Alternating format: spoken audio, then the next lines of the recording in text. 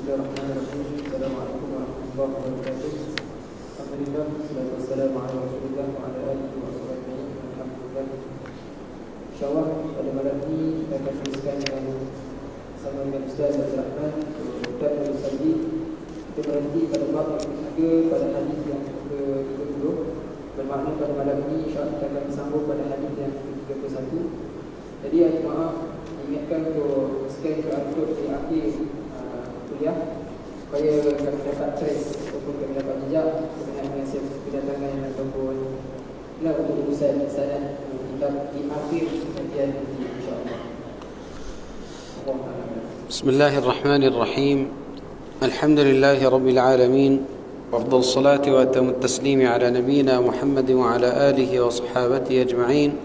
سبحانك لا علم لنا إلا ما علمتنا إنك أنت العليم الحكيم وبك اللهم نستعين. اللهم افتح بخير واختم بخير واجعل عواقب أمورنا إلى خير يا رب العالمين. Okey, masih kita baca daripada kitab Riyadhus Salihin oleh Imam Nawawi dan kita masih dekat Babus Sabri dan dah sampai hadis nombor 36 dekat buku saya atau 31. بالأسانيد الصحيحة المتصلة إلى الإمام النووي أنه قال وعن أنس رضي الله عنه قال مر النبي صلى الله عليه وسلم بامرأة تبكي عند قبر فقال اتق الله واصبري فقالت إليك عني فإنك لم تصب بمصيبتي ولم تعرفه فقيل لها إنه النبي صلى الله عليه وسلم قال فأتت باب النبي صلى الله عليه وسلم فلم تجد عنده بوابين فقالت لم أعرفك فقال إنما الصبر عند الصدمة الأولى متفق عليه. وفي رواية لمسلم تبكي على صبي لها. قال المصنف رحمه الله تعالى ونفعنا به وبعلومه في الدارين يا رب العالمين. Masuk hadis yang ke-31 daripada Anas radhiyallahu anhu katanya, pada suatu hari Rasulullah sallallahu alaihi wasallam melalui seorang wanita yang sedang menangis di tepi kubur. Lalu baginda sallallahu alaihi wasallam bersabda, "Bertakwalah kamu kepada Allah Azza wa Jalla dan bersabarlah." Perempuan itu menjawab, "Pergilah, kerana engkau tidak menerima musibah sebagaimana yang aku alami sekarang ini." Perempuan itu tidak mengetahui yang di hadapannya itu ialah Rasulullah sallallahu alaihi wasallam. Kemudian perempuan itu diberitahu bahawa lelaki itu ialah Rasulullah sallallahu alaihi wasallam.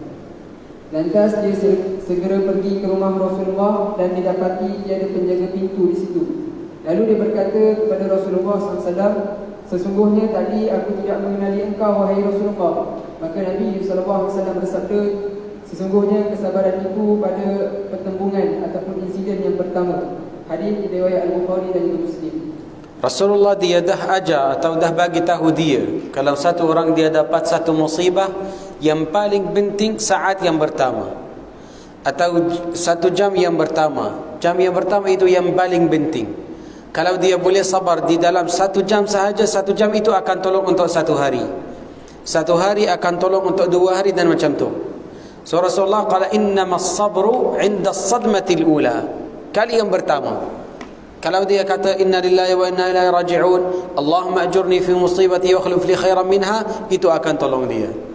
Okey, ni yang pertama. Yang kedua, ada satu hadis daripada Rasulullah bersabda, qala la'ana Allahu zawaratil qubur.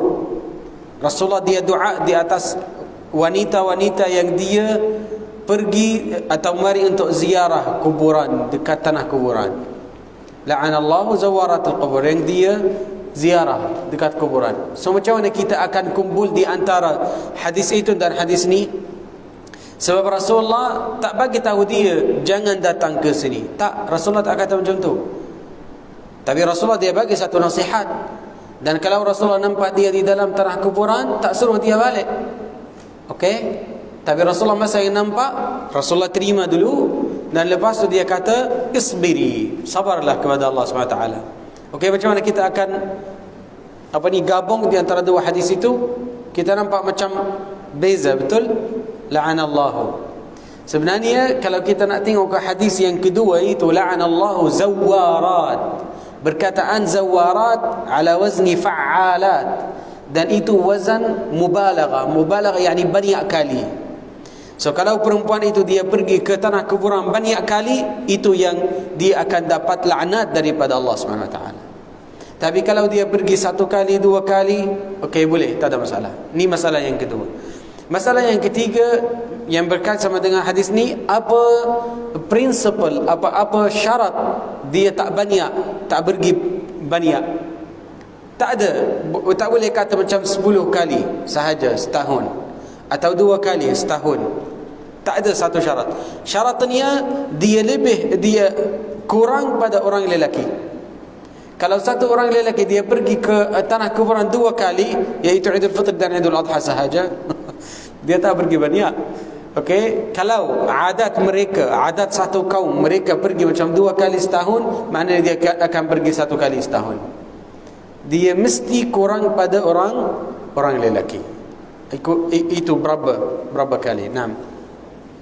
قال وعن أبي هريرة رضي الله عنه أن رسول الله صلى الله عليه وسلم قال يقول الله تعالى ما لعبد المؤمن عندي جزاء إذا قبضت صفيه من أهل الدنيا ثم احتسبه إلا الجنة رواه البخاري. Maksud hadis daripada Abu Hurairah radhiyallahu anhu bahawa Rasulullah sallallahu alaihi wasallam bersabda, Allah berfirman di dalam hadis kursi yang bermaksud, tiada balasan bagi seseorang hamba-Ku yang telah Aku ambil kembali kekasihnya di dunia, kemudian dia mengharapkan pahala daripada-Ku, melainkan yakni orang itu akan mendapat balasan syurga. Hadis riwayat Al-Bukhari.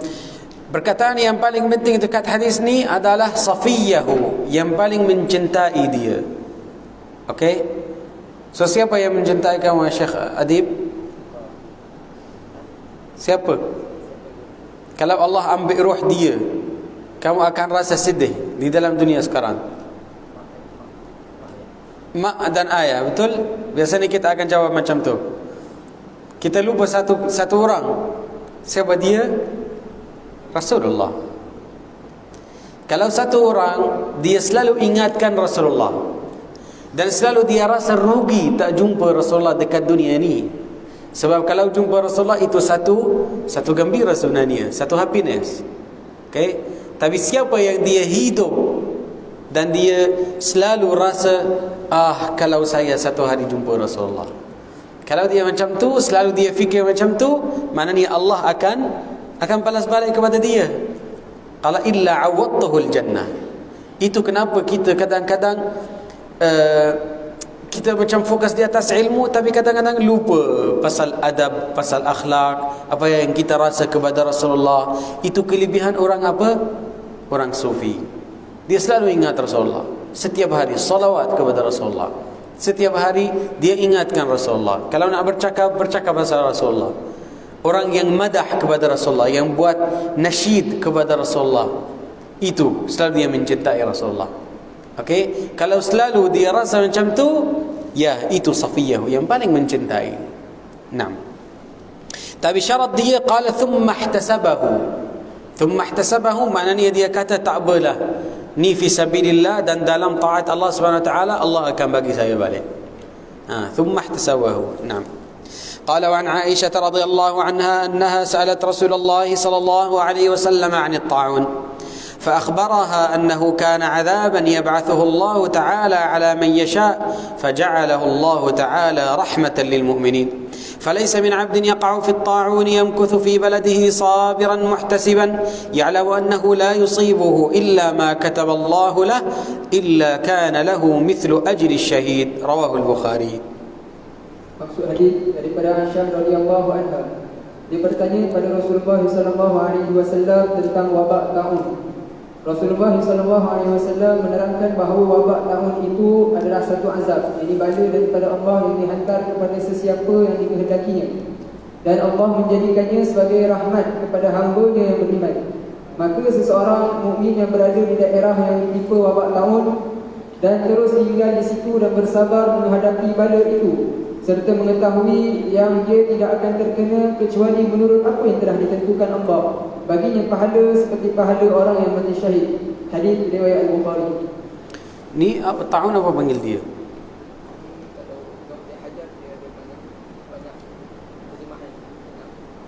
Ya. Itu kalau nak bagi satu contoh, macam COVID-19 sekarang. Kita tak tahu macam mana dia sebakan, macam mana akan dapat dia, selalu kita rasa takut. Itu dekat zaman Rasulullah. Okey, so sekarang ni hukum untuk wabak ta'un sahaja atau semua wabak? Ni ada khilaf di antara ulama kita. Tapi alhamdulillah ni Jami'ul Azhar atau Jami'atul Azhar, ulama Al-Azhar mereka dah keluarkan satu fatwa. Mereka kata COVID-19 itu macam at-ta'un, sama juga. So mana ni, kalau nak fokus di atas hadis ni Rasulullah dia bagi tahu, dia kata fayamkuthu fi baladihi, dia tinggal di dalam tempat dia. Satu. Yang kedua, sabiran, dia bersabar kepada Allah kerana Allah Subhanahu wa taala. Muhtasiban, dia kata Allah akan bagi saya balik. Ni syarat yang ketiga. Dan yang keempat, ya'lamu annahu la yusibuhu illa ma kataba Allah, ni qada dan qadar. Dia percaya dan beriman dengan qada dan qadar. 4 syarat. Kalau dia dah buat 4 syarat itu, dia akan jadi syahid. Sesiapa orang yang dekat sekarang untuk COVID-19. Okay? Itu kenapa kalau satu orang dia takut, ada banyak cases dekat sini, dia nak lari, dia nak keluar Malaysia dan pergi ke satu tempat yang lain. Okey, itu dia keluar daripada syaratnya. Tak apa, tinggal di sini.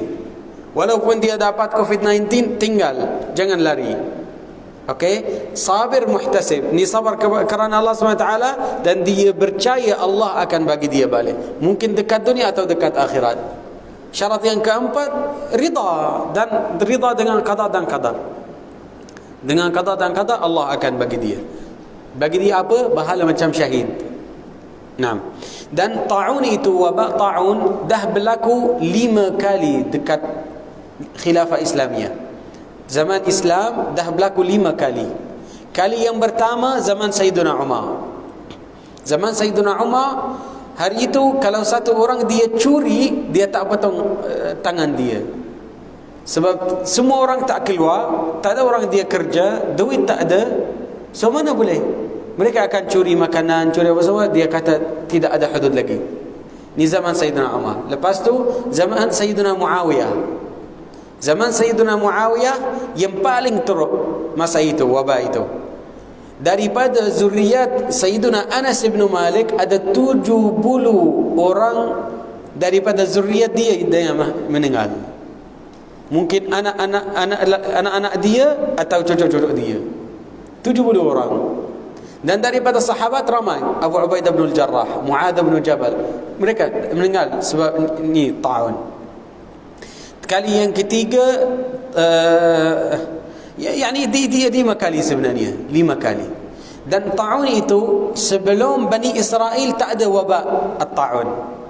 Kali yang pertama yang berlaku dekat dunia ni dengan Bani Israel. Dan lepas tu dia sambung. Semua Bani Israel, orang Yahudi itu dan orang Nasrani. Masa yang Rasulullah dah jadi Rasul dan ummah Rasulullah dia datang selepas orang Nasrani itu jadi rahmah kepada mereka. Okey. Wabak ta'un, kalau satu orang dia dapat ta'un itu, dia akan rasa demam. Dia akan rasa demam. Dan demam itu sebenarnya rahmat daripada Allah Subhanahu Wa Taala. Kalau Sayyidina Abu Hurairah, dia kata kalau saya nak dapat satu sakit, saya suka kalau dapat demam. Kenapa? Dia kata sebab semua seluruh badan dia akan dapat panas. Tangan, lepas tu kepala, kaki, semua dia akan jadi panas. Maknanya semua dosa-dosa yang ada di semua badan dia akan keluar. Okey? Dan satu hari masa yang Rasulullah masuk, dia jumpa satu isteri yang dia dapat demam. Rasanya Aisyah. Rasulullah dia tanya dia, apa dia? Dia kata, Rasulullah, al-humma la'anaha Allah, atau la'natullahi alaiha, Allah laknat dia. Dia kata, la tasubbil humma, jangan. Okey, li'annaha rahmatun li ummati, adalah rahmat. Naam. قال وعن أنس رضي الله عنه قال سمعت رسول الله صلى الله عليه وسلم يقول إن الله عز وجل قال إذا ابتليت عبدي بحبيبتيه فصبر عوضته منهما الجنة قال يريد عينيه رواه البخاري. Maksud hadis daripada Anas radhiyallahu anhu, katanya aku dengar Rasulullah SAW bersabda bahawa Allah telah berfirman, apabila aku memuji seorang hamba-Ku dengan mengambil 2 benda yang amat dikasihinya, sedangkan dia menerima dengan sabar dan ikhlas, nescaya aku akan memberi ganjaran syurga di akhirat kelak. Yang Rasulullah maksudkan dengan dua benda yang dikasih itu ialah dua matanya. Hadis riwayat Bukhari. Yang paling penting dia bersabar. Kalau kadang-kadang dia bercakap, saya tak boleh nampak. Macam mana kalau saya boleh nampak? Itu tak kira. Yang paling penting dia sabar kerana Allah SWT. Kalau dia bercakap tak ada masalah. Okey? Walaupun lebih baik kalau dia tak bercakap. Naam. قال وعن عطاء بن أبي رباح قال قال لابن عباس رضي الله عنهما ألا أريك امرأة من أهل الجنة فقلت بلى قال هذه المرأة السوداء أتت النبي صلى الله عليه وسلم فقالت إني أصرع وإني أتكشف فادعوا الله تعالى لي قال إن شئت صبرت ولك الجنة وإن شئت دعوت الله أن يعافيك فقالت أصبر فقالت إني أتكشف فادعوا الله تعالى لي ألا أتكشف فدعا لها متفق عليه. Maksud hadis daripada Atha bin Abi Rabah menerangkan bahawa Ibn Abbas radhiyallahu anhu pernah berkata, adakah engkau suka melihat seorang perempuan daripada ahli syurga? Aku menjawab, bahkan tunjukkanlah. Ibn Abbas radhiyallahu anhu berkata, itulah wanita yang hitam pada suatu hari telah datang menemui Rasulullah SAW lalu berkata, Ya Rasulullah, aku berpenyakit gila babi hingga terbuka aurat. Doakanlah semoga Allah menyembuhkan penyakit aku. Dijawab oleh Nabi SAW, jika mahu engkau hendaklah bersabar dan bagimu syurga. Sebaliknya, jika engkau mahu, aku akan berdoa kepada Allah, semoga ia menyembuhkan engkau. Dijawab oleh wanita itu, aku akan bersabar. Jika begitu, doakanlah kepada Allah supaya aku tidak terbuka aurat. Rasulullah SAW lalu mendoakan untuknya sebagaimana yang dikehendakinya. Hadis riwayat Al-Bukhari dan Muslim. Okey, yang pertama, kalau satu orang dia nak tunjuk kepada orang yang lain, orang ni orang yang saleh, boleh atau tidak? Dia kata boleh, tapi dengan dua syarat. Tidak ada fitnah kepada orang yang menunjuk kepada dia, dan yang syarat yang kedua, tidak ada fitnah kepada orang yang tengok kepada dia. Sebab kita kalau dah tahu, dah pasti orang itu saleh, hati kita akan pergi kepada dia dan mula pergi dan minta doa daripada dia, dan kita lupa Allah Subhanahu Wa Taala. Itu fitnah kepada kita. Lagi satu, kita tak buat fitnah kepada dia. Kalau kita, kamu orang yang saleh, kamu apa semua, kita mula pujikan dia, itu fitnah kepada dia. Mungkin niat dia akan tukar. So dia belum mati lagi.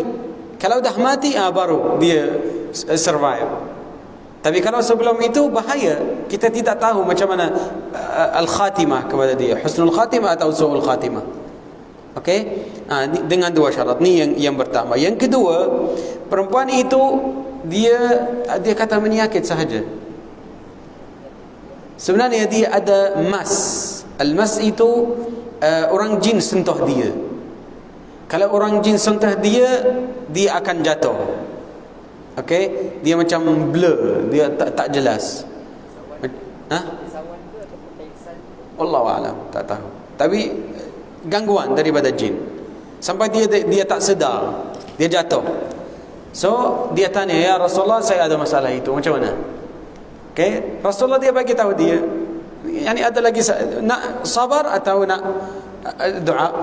Dia kata, tak, kalau akan dapat syurga, tak apa, saya akan sabar. Tak ada masalah, berapa tahun boleh sabar. Tapi dia ada satu masalah, bahawa dia aurat dia terbuka. Dia kata, ya Rasulullah, saya rasa malu. Kalau walaupun dia hitam, warna hitam, tapi perempuan dia rasa macam tu. Dia rasa kalau dia tutup, okey, dia jaga diri. Dan lagi satu, syaitan selalu dia cuba macam mana buka aurat orang manusia. Kalau boleh buka aurat, baru fitnah akan datang, baru maksiat akan datang. Ni dekat surah Al-A'raf. Qala ya bani Adam la yaftinannakum syaitan. Hati-hati pada syaitan itu. La yaftinannakum syaitanu kama akhraja abawaykum minal jannati yanzi'u anhuma libasahuma. Kerja syaitan itu untuk buka aurat sahaja. Kalau dah buka aurat, ni satu pintu, satu fitnah yang besar. Semua orang akan masuk di dalam fitnah itu. Dia cuba macam mana buka aurat. Itu ulama kita bagi tahu Adam sebelum makan daripada pokok itu dia tak tahu pasal aurat Hawa dia tak tahu. Dan dia tak tahu aurat dia lain pada aurat diri sendiri. Dia tak tahu. Dan tidak ada jima' sebelum makan daripada masa yang mereka dekat langit. Masa yang dia dah makan, dia turun ke dunia, baru jima' dekat dunia. Dekat sana tak ada.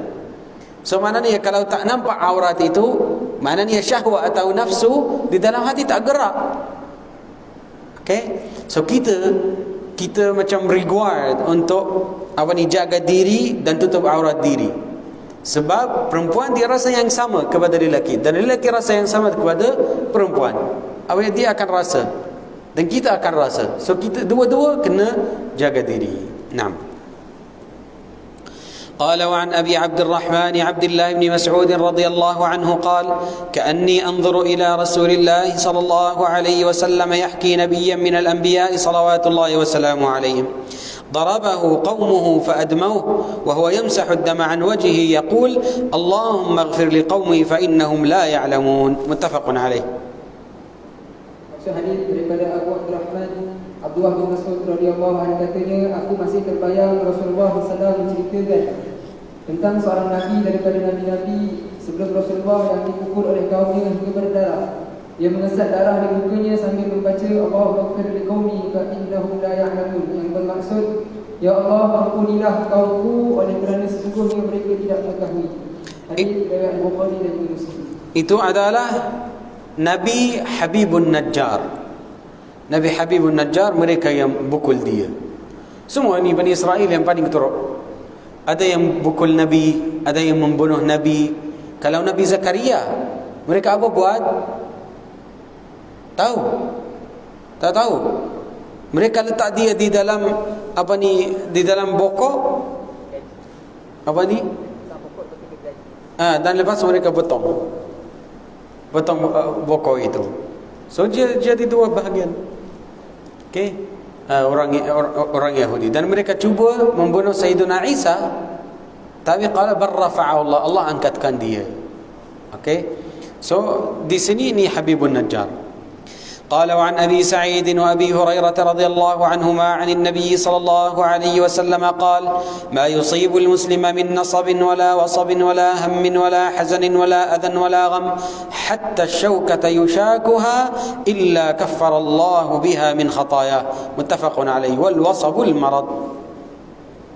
Masuk hadis daripada Abu Sa'id dan Abu Hurairah radhiyallahu anhu katanya, sabda Rasulullah SAW, tiada seorang Muslim pun yang mengalami kepenatan, penyakit, kebimbangan, duka cita, apa yang menyakiti dan kesedihan, sehingga cucukan duri yang mengenainya, melainkan dihapuskan oleh Allah sebahagian daripada kesalahannya. Hadis riwayat Bukhari dan Muslim. Itu perlukan niat atau tak perlu? Ada khilaf. Tapi yang Imam Syafi'i dia bagi tahu tak payah niat itu. Apa yang dia berlaku, okey, apa berlaku semua masalah yang dari sini, mana ni Allah akan bagi pahala. Okey, ni satu. Yang kedua, di sini Rasulullah dia bagi tahu qala wala hammin wala hazan. Al-ham itu risau, al-hazan itu macam sedih. Tapi dalam bahasa Arab, kalau al-ham, risau itu apa yang kita rasa takut untuk hadapan, untuk future, itu ham. Dan hazan, sedih itu apa yang kita rasa pasal satu benda yang berlaku sebelum ni. Okey? So kita selalu minta perlindungan daripada Allah Subhanahu Wa Taala apa yang kita macam selalu fikir, oh esok ada macam exam, atau lepas satu bulan ada final exam, semua itu kira, jangan takut. Dan lagi satu, kalau satu orang dia ingat satu benda dekat zaman sebelum ni, ya Allah saya buat satu dosa macam tu, ya Allah, dan dia rasa sedih, kira juga. Okey, tapi ada satu ayat yang dekat surah Al-Mujadilah atau Al-Mujadalah. Allah Subhanahu wa taala berfirman, qala innaman najwa minasy syaitani liyahzuna alladhina amanu. Sedih itu, sifat sedih itu sebenarnya daripada syaitan. Syaitan dia suka kalau orang Islam atau orang yang beriman dia rasa sedih. So macam mana kita akan kumpul di antara dua hadis ni? Di antara ayat dan hadis ni? Dua-dua perkataan yang sama, liyahzuna alladhina amanu, huzun, sedih itu. Ulama kita kata kalau dia rasa sedih pasal satu dosa itu baik. Tak, pasal satu amal yang salih yang dia tak buatkan dia. Contoh, atau satu dosa tapi dia rasa lebih baik kalau dia tak buat, macam taubat kepada Allah SWT, itu yang baik. Tapi kalau dia rasa sedih pasal satu benda yang salah sebelum ni dan dia berhenti amal, dia macam rasa Allah tak bagi maghfirah atau Allah tak berjayakan dia. Kalau dia dah sampai satu poin yang di sini, maknanya itu minasyaitan. Jangan sambung. So apa benda yang dia akan halangkan kamu tak sambung, tinggalkan dia. Tak apa. Kalau rasa macam satu benda yang besar, satu orang berzina contoh. Kalau dia berzina, okey, lepas tu dia kata Allah tak bagi saya maghfirah. Okey, lepas tu dia tak buat amal. Itu salah. Tapi kalau dia rasa sedih dan dia sambung hidup dia, buat amal yang saleh, dan dia pergi kerja, dia pergi apa semua, dia buat amal yang saleh, itu tak ada masalah. Sebab sebenarnya satu dosa itu dia push dia tolak dia untuk membuatkan amal yang saleh. Nah.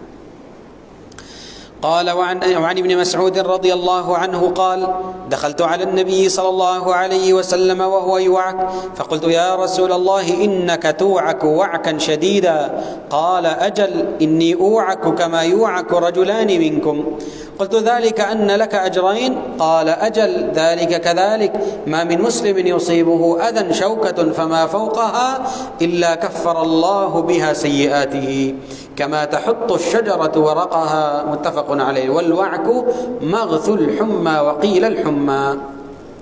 Maksud hadis daripada Ibn Mas'ud radhiyallahu anhu katanya, aku telah masuk menemui Rasulullah SAW dan ketika baginda SAW sedang demam. Aku berkata kepadanya, wahai Rasulullah, engkau menghidap demam yang kuat. Dijawab oleh Rasulullah SAW, memang benar, aku mengalami demam panas seperti kepanasan demam dua orang lain. Ibn Mas'ud berkata lagi, kalau begitu engkau mendapat pahala 2 kali ganda daripada orang biasa, wahai Rasulullah. Dijawab oleh baginda, benar, begitulah kedudukannya. Tiada seorang Muslim pun yang menanggung kesakitan, sama ada berupa sakit tercucuk duri atau sesuatu yang lebih daripada itu, melainkan Allah hapuskan kesalahan-kesalahan, yakni kesilapan kecil mengenai hak Allah, dan digugurkan dosanya sebagaimana pohon menggugurkan daunnya. Hadis riwayat Al-Bukhari dan juga Imam Muslim. Ni dalil Imam Syafi'i untuk semua benda, semua masalah yang kita dapat Allah akan bagi pahala walaupun tak ada niat. So, satu orang masa yang dia berjalan dan tiba-tiba duri itu dia cucuk dia. Ada niat ke? Dia tak nampak langsung. So tiba-tiba dia dapat. So maknanya semua masalah-masalah kalau dia dapat, soalnya Allah akan bagi walaupun tak ada niat. Naam. قال وعن أبي هريرة رضي الله عنه قال قال رسول الله صلى الله عليه وسلم من يرد الله به خيرا يصب منه رواه البخاري وضبطوا يصب ويصب بفتح الصاد وكسرها. Maksud hadis daripada Abu Hurairah radhiyallahu anhu katanya, telah bersabda Rasulullah sallallahu alaihi wasallam, sesiapa yang dikehendaki oleh Allah kebajikan baginya, ditimpakan penderitaan ke atasnya. Hadis riwayat Al-Bukhari. Naam, semua masalah yang kita dapat itu macam pemadam. Dia akan padam semua dosa-dosa kita. Tapi kalau Allah simpan semua dosa sampai hari akhirat, mana itu lagi susah. Contohnya, kalau dekat dunia dia dapat punishment itu sikit je. Macam an-nar, yang api itu. An-nar yang api yang kita rasa macam panas sangat tak boleh tahan, itu macam satu daripada 70,000 kali yang dia tambah dekat hari akhirat. So maknanya kalau 1 minit, 1 minit dengan api dekat sini, dekat sana nothing. Atau 1 minit dekat sana macam 70 tahun dekat sini. Dia hidup dengan api. Lebih baik kalau Allah SWT bagi satu punishment, dia akan padam semua dosa. Itu mayuridillahu bihi khairan. Kalau Allah nak Allah Subhanahu wa taala mahu kebaikan kepada satu orang manusia. Hadis yang macam ni, okey, hadis yang macam ni Rasulullah bersabda, mayuridillahu bihi khairan yufaqihu fid din. Kalau Allah nak satu kebaikan kepada satu orang manusia, Allah akan push dia, Allah akan menyujuk dia macam mana jalan ilmu, dan dia akan masuk jalan ilmu itu.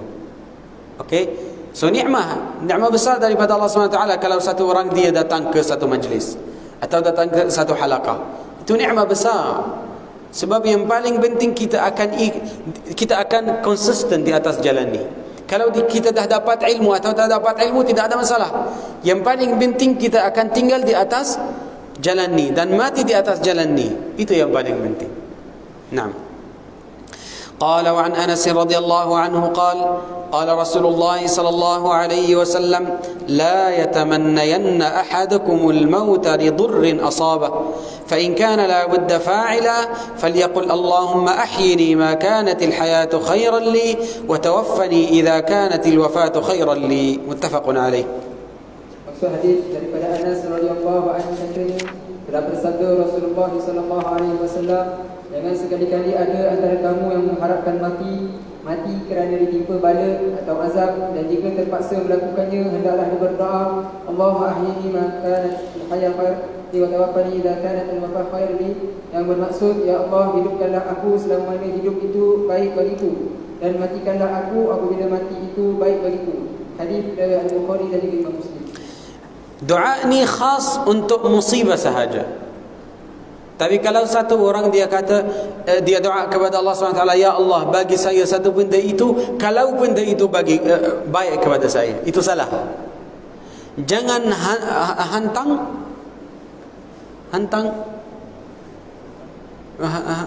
apa ni, ya Naim, apa dia perkataan itu,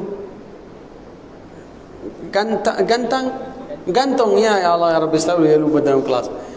Gantung jangan gantung dengan masyiatu Allah Subhanahu wa taala. Tak. Kalau kamu rasa satu benda itu baik kepada kamu, zahir dia baik kepada kamu, minta Allah Subhanahu wa taala benda itu. Okey? Dan lepas tu Allah yang akan keputusan, Allah yang qada dan qadar. Tapi yang kepada kita apa yang zahir dia. Walaupun tak tahu, mungkin kalau dapat, contoh satu orang dia minta duit daripada Allah SWT, ya Allah harta, ya Allah duit, ya Allah rizki, ya Allah apa semua, murah rizki. Mungkin dia dapat rizki, dia tak bagi infak fisabilillah, tak bagi sedekah, tak bagi zakat. Tapi kalau kita rasa sekarang harta itu atau duit itu baik kepada kita dan nak pakai dia untuk fisabilillah, minta, tak ada masalah. Walaupun kita rasa macam mungkin nanti kita tak buat. Okey? Jangan gantung dengan masyiah. Okey, kecuali yang di sini. Kalau ada satu musibah atau satu fitnah yang kita rasa tak mampu, Allahumma ahyini ma kanatil hayatu khairan li. Kalau dia baik kepada saya. Tapi kalau tak baik, tak apa, ambil roh saya. Saya nak macam tu. قال وعن أبي عبد الله خباب بن الأرت رضي الله عنه قال شكونا إلى رسول الله صلى الله عليه وسلم وهو متوسد بردة له في ظل الكعبة فقلنا ألا تنتصر لنا ألا تستنصر لنا ألا تدعو لنا فقال قد كان من قبلكم يؤخذ الرجل فيحفر له في الأرض فيجعل فيها ثم يؤتى بالمئشار فيوضع على رأسه فيجعل نصفين ويمشط بأمشاط الحديد ما دون لحمه وعظمه وما يصده ذلك عن دينه والله ليتمن الله هذا الأمر حتى يسير الراكب من صنعاء إلى حضرموت لا يخاف إلا الله والذئب على غنمه ولكنكم تستعجلون رواه البخاري وفي رواية وهو متوسد بردة وقد لقينا من المشركين شدة. Maksud hadis daripada Abu Abdullah Khabbab bin Al-Arat radhiyallahu anhu katanya, kami mengadu kepada Rasulullah sallallahu alaihi wasallam ketika Rasulullah sedang berehat di bawah bimbingan bayang Kaabah, berbantalkan kain selimutnya. Kami berkata, kenapa engkau tidak memintakan pertolongan untuk kita? Dijawab oleh Rasulullah SAW, ada orang sebelum kamu ditanam hidup-hidup di dalam lubang dan digergaji kepalanya hingga terbelah dua, dan ada juga orang yang disikat dengan sikat besi antara daging dan tulangnya. Kemudian demikian itu tidak sekali-kali memalingkannya daripada agamanya. Demi Allah, sesungguhnya Allah akan menyempurnakan agama ini sehingga seseorang itu dapat meneruskan perjalanan dari Sana'a ke Hadramaut dengan tiada perasaan takut kecuali kepada Allah dan tidak takut serigala menerkam kambing belaannya. Tapi kamu terlalu kokoh ini untuk mencapai kemenangan. Hadis riwayat Al-Bukhari. Kita manusia selalu kita rasa nak cepat, betul? Ya. Tapi yang paling penting kepada orang yang beriman, orang Islam, dia akan sambung macam yang saya bagi tahu tadi, sambung di atas jalan itu. Dapat tujuan, alhamdulillah. Tak dapat dia, yang paling penting mati di atas jalan itu, di dalam jalan itu. Itu sahaja. Ya. Dan Rasulullah dia marah kepada sahabat yang di sini sebab Rasulullah dia rasa macam mereka tak sampai lagi, ya. Macam mereka tak terima qada dan qadar. Itu Rasulullah dia bagi banyak contoh. Dia kata orang yang sebelum kamu, maknanya apa? Orang Yahudi atau Nasrani. So maknanya orang Yahudi atau Nasrani bukan yang semua yang sama. Ada beberapa orang yang beriman kepada Allah SWT sampai sekarang. Zaman kita sekarang ya masih ada. Okay, wa inna min ahli alkitab laman yu'minu billahi wal yawmil akhir wa ya'muruna bil ma'ruf wa yanhauna 'anil munkari wa yusari'una fil khairat. Mereka buat semua benda. Iman, beriman dengan Allah SWT, amar bil ma'ruf, nahi 'anil munkar, dan buat amal-amal yang saleh. Kerana Allah, kepada Allah. Sampai sekarang. Okay? Nah. قال وعن ابن مسعود رضي الله عنه قال لما كان يوم حنين آثر رسول الله صلى الله عليه وسلم ناسا في القسمة فأعطى الأقرع بن حابس 100 من الإبل وأعطى عيينة بن حصن مثل ذلك وأعطى ناسا من أشراف العرب وآثرهم يومئذ في القسمة فقال رجل والله إن هذه قسمة ما عدل فيها وما أريد فيها وجه الله فقلت والله لأخبرن رسول الله صلى الله عليه وسلم فأتيته فأخبرته بما قال فتغير وجهه حتى كان كالصرف ثم قال فمن يعدل إذا لم يعدل الله ورسوله ثم قال يرحم الله موسى قد أوذي بأكثر من هذا فصبر فقلت لا جرم لا أرفع إليه بعدها حديثا متفق عليه وقوله كالصرف هو بكسر الصاد المهملة وهو صبغ أحمر. Maksud hadis daripada Ibn Mas'ud radhiyallahu anhu katanya setelah perang Hunain tamat, Rasulullah sallallahu alaihi wasallam telah mengutamakan beberapa orang yang terdiri daripada ketua bangsa Arab dan orang-orang yang baru masuk Islam dalam pembahagian ghanimah. Rasulullah sallallahu alaihi wasallam telah memberikan 100 ekor unta kepada Al-Aqra' bin Habis, 100 ekor unta juga kepada Uyainah bin Hisn dan memberikan juga kepada beberapa orang pembesar Arab. Rasulullah memberi keutamaan kepada mereka pada hari itu. Lalu berkata seorang lelaki, demi Allah, cara pembahagian ini tidak adil dan bukan cara yang diridai Allah. Lalu aku berkata dalam hati, demi Allah, aku akan ceritakan hal itu kepada Rasulullah. Lalu aku datang bertemu Rasulullah dan menceritakan kepadanya apa yang dikatakan oleh lelaki itu. Maka muka baginda berubah menjadi merah serta mata. Kemudian Rasulullah SAW bersabda, siapa yang boleh berlaku adil kalaulah Allah dan Rasulnya tidak adil? Baginda lalu berdoa, maksudnya semoga Allah tetap merahmati Musa. Sesungguhnya dia telah lebih disakiti daripada ini, tetapi dia bersabar. Lalu aku yang Ibn Mas'ud pun berkata, sebenarnya lah aku berjanji tidak akan menyampaikan hal seperti ini lagi kepadanya selepas ini.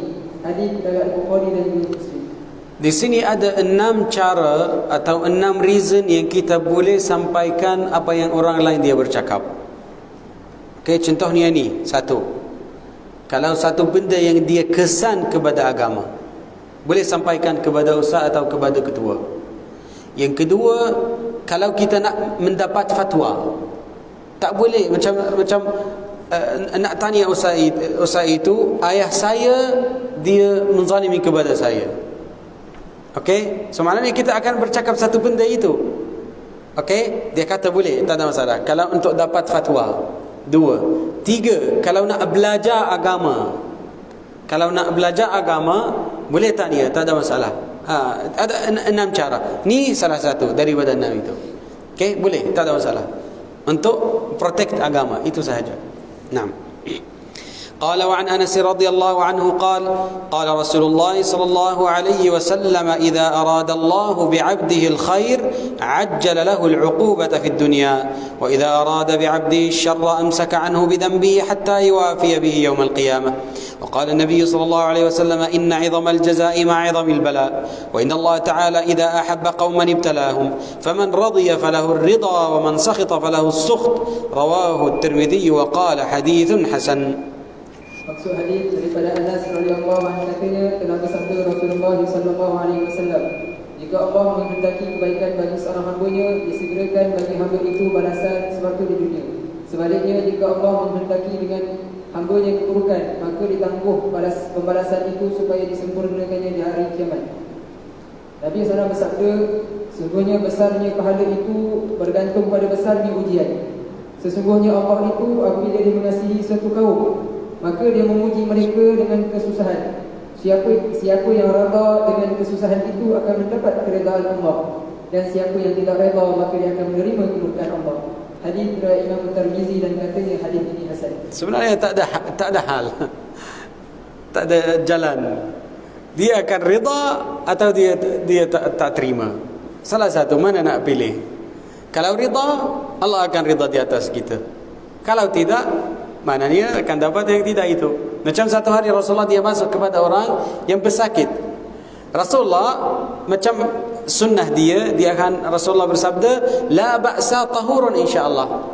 Okey, tak apalah, nanti insya-Allah akan dapat syifa. Itu maksud dia. Tahurun insya-Allah. Tapi dia kata, orang Badui itu dia kata, mana tak apa? Mana la ba'sa?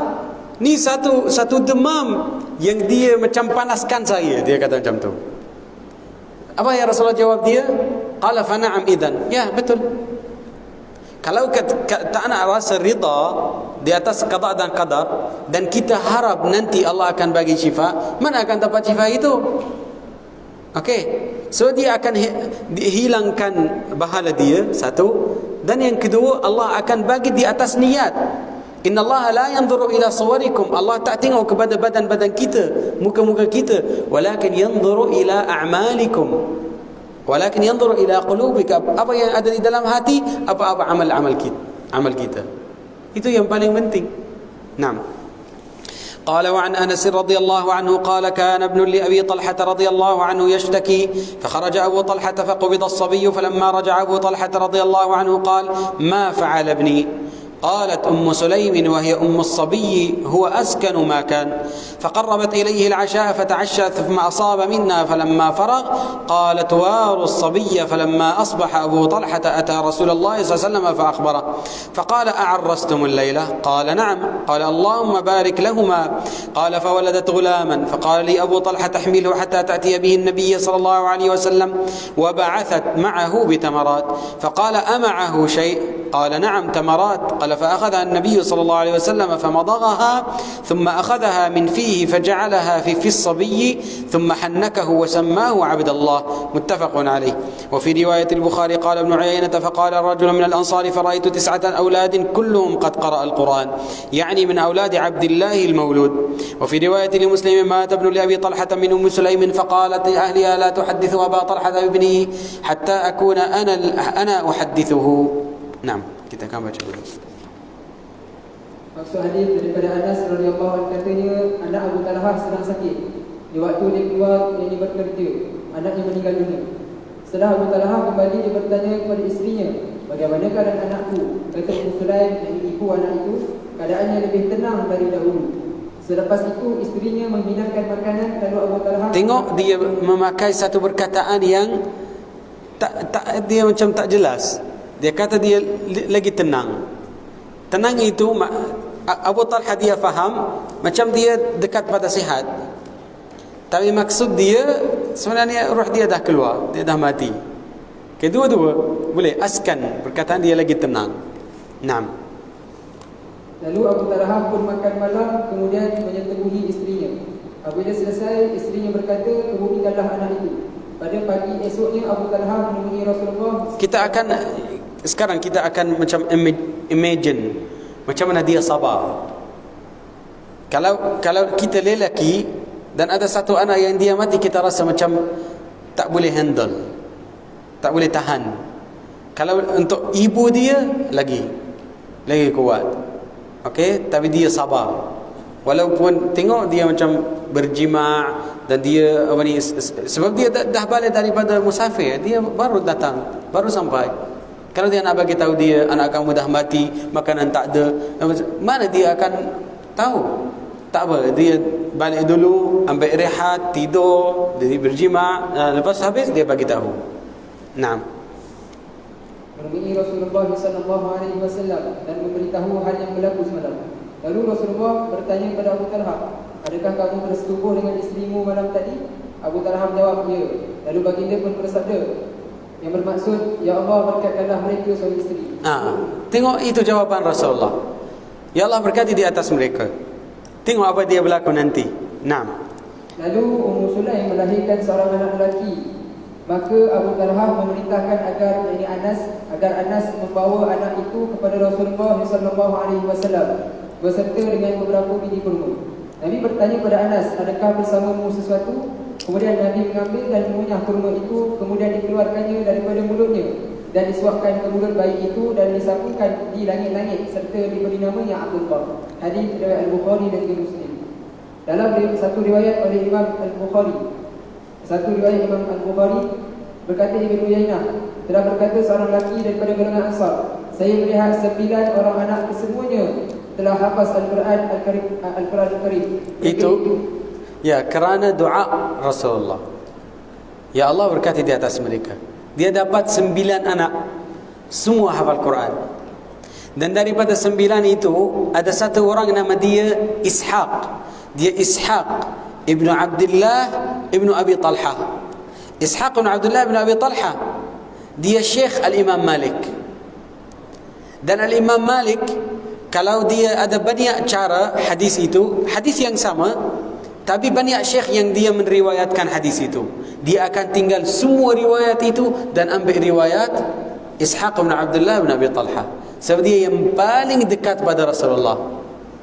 Okey? Sebab nenek Abdullah, nenek Ishaq bin Abdullah bin Abi Talha ini adalah Ummu Sulaim. Dan Ummu Sulaim itu makcik Rasulullah. Dia yang paling dekat. So dia akan ambil daripada dia. Naam. قال وفي رواية لمسلم قال فجاء فقربت إليه عشاء فأكل وشرب ثم تصنعت له أحسن ما كانت تصنع قبل ذلك فوقع بها فلما أن رأت أنه قد شبع وأصاب منها قالت يا أبا طلحة أرأيت لو أن قوما أعاروا عاريتهم أهل بيت فطلبوا عاريتهم ألهم أم يمنعوهم؟ قال لا. فقالت فاحتسب ابنك.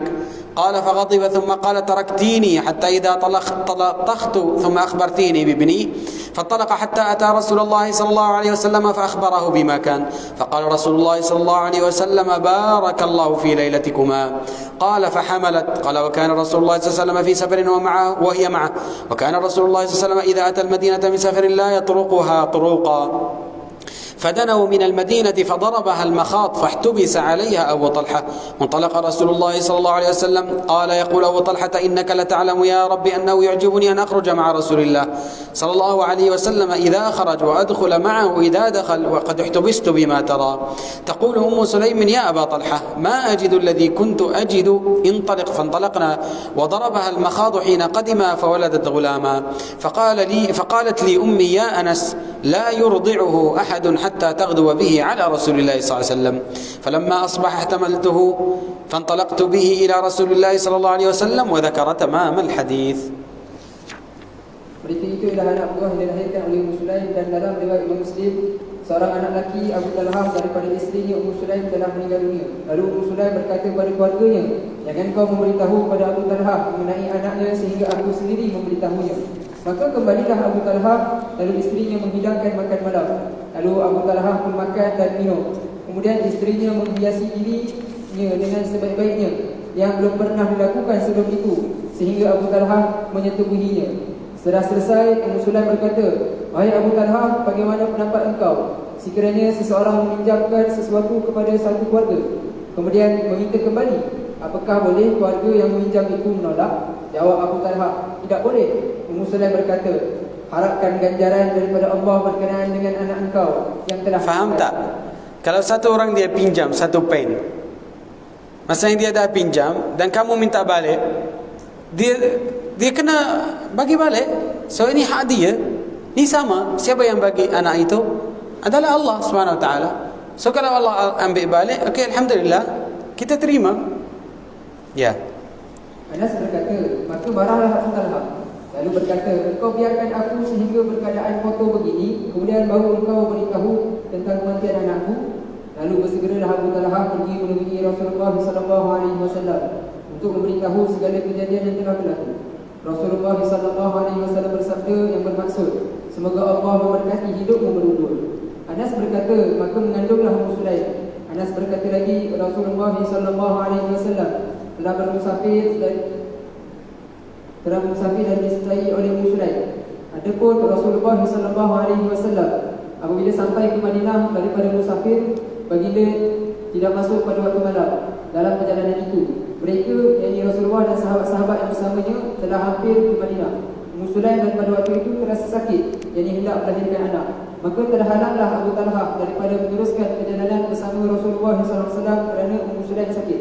Manakala Rasulullah SAW meneruskan perjalanannya, Anas berkata, Abu Talha telah berdoa, Ya Allah, Engkau maha mengetahui bahawa aku sangat tertarik hati untuk pergi dan balik daripada musafir bersama Rasulullah SAW. Sesungguhnya aku terhalang seperti apa yang engkau lihat. Tiba-tiba Ummu Sulaim berkata, wahai Abu Talha, perutku tidak terasa sakit lagi. Teruskanlah perjalanan kita. Maka kami pun meneruskan perjalanan masuk ke Madinah. Apabila sampai di Madinah, Ummu Sulaim pun sakit, maka dia pun melahirkan seorang anak lelaki. Ibuku, yakni Ummu Sulaim, berkata kepadaku, wahai Anas, janganlah anak itu disusukan oleh sesiapa pun sehingga engkau bawa terlebih dahulu kepada Rasulullah SAW. Apabila sampai waktu pagi, aku, yakni Anas, mendukung anak itu dan membawanya menemui Rasulullah SAW. Dia, yakni Muslim, meneruskan hadis ini sampai selesai. Mana macam lagi details dengan riwayat Imam Muslim lebih pada riwayat Imam Al-Bukhari.